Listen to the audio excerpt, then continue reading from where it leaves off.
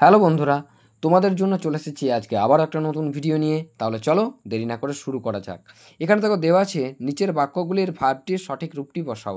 এখানে দেখো sing, eat, see, drink, write, take, sit, fly, play, see, set, do, climb, এগুলো কি? এগুলো ভার্ব, ঠিক আছে, অ্যাকশন ওয়ার্ড, ঠিক আছে। এবং এই ভার্বের কিন্তু আমাদের সঠিক রূপটি বসাতে হবে।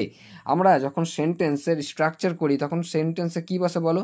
প্রথমে বসে সাবজেক্ট, তারপরে বসে ভার্ব এবং তারপরে বসে অবজেক্ট বা আদার ওয়ার্ডস, ঠিক আছে।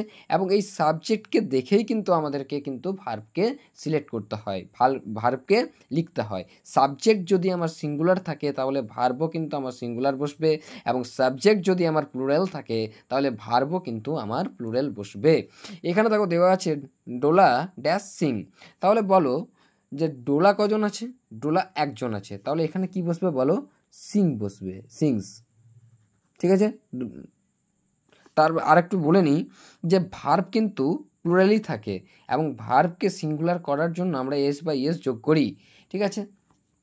আর নাউন কিন্তু আমার সিঙ্গুলার যদি থাকে তাহলে নাউনকে আমরা প্লুরাল করার জন্য এস, ইএস, ভিএস, আইএস যোগ করি, ঠিক আছে।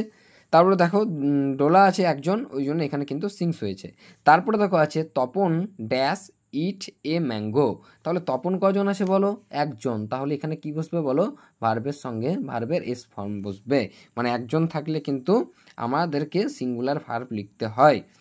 তারপর দেখো the boy dash see a balloon, ঠিক আছে। তাহলে বয় কজন আছে বলো? দ্য বয় মানে কি? মানে বালকটি, তাহলে এখানে সি কি হবে বলো? এখানে হবে সিজ, ঠিক আছে।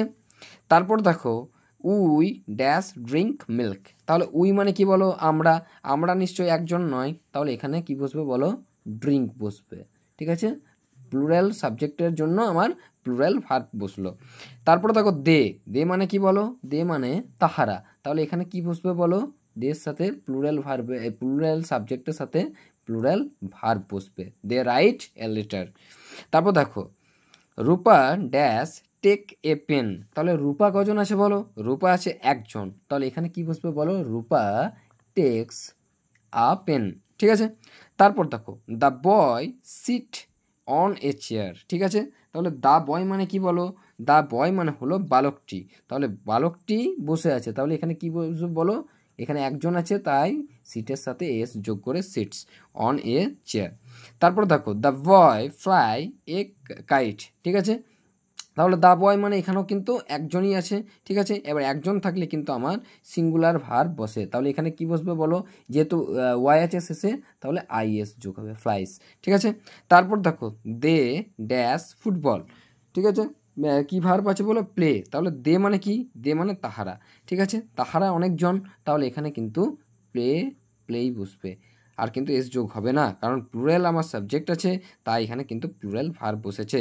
তারপর দেখো আই, এখানে দেখো একটা বলে রাখি যে আইয়ের সাথে আর ইউ এর সাথে কিন্তু আমার প্লুরাল ভার্ব বসে, ঠিক আছে।